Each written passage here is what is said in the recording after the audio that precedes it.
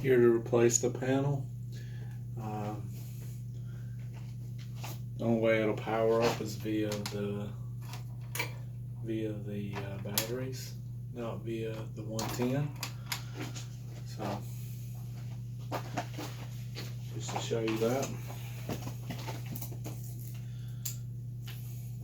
Here.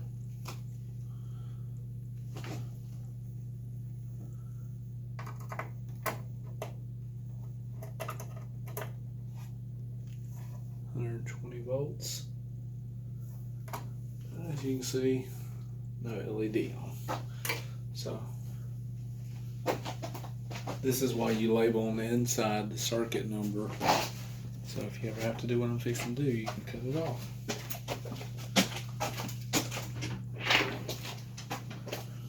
So let's see, circuit.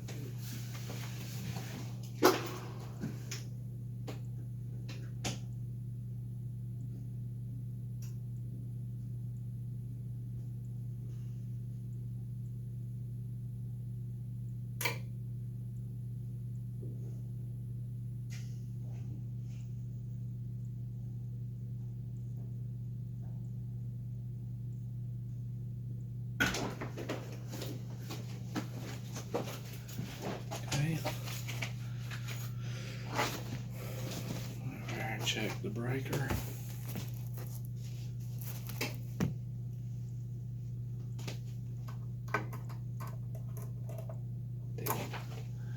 I'll kill this one too.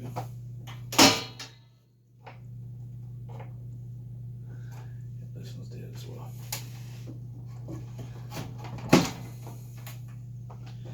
So let's disconnect the battery on it.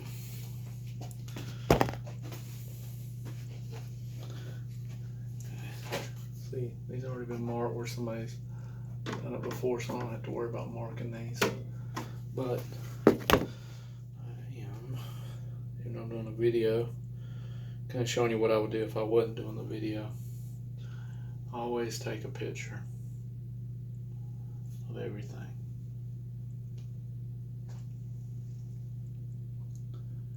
And I took a picture of the troubles that were on the panel before I ever began as well. So that way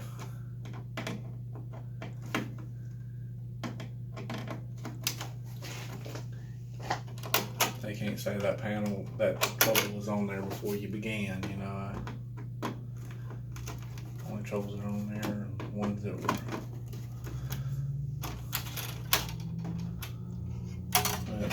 So that way I can say, if they say I caused the trouble, I could easily say, here's the picture of the trouble before I ever began on it.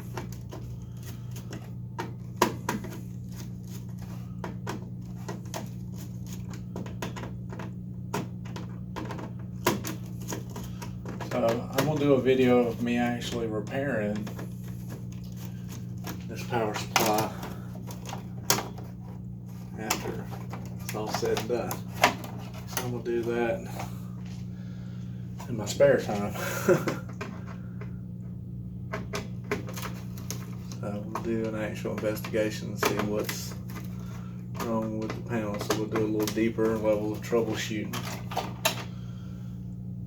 I figured I would share that with you guys once I get started on that.